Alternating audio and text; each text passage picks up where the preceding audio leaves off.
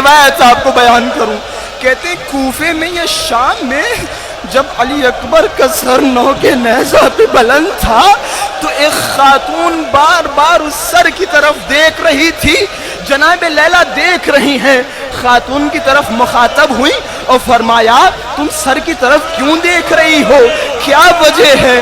عجب نہیں, اس عورت نے کہا بی بی تم کون ہو؟ میں اس سر کو دیکھ رہی ہوں, کتنا خوبصورت ہے.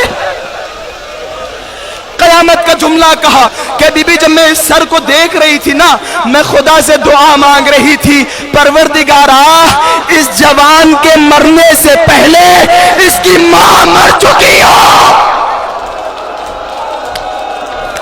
ماتا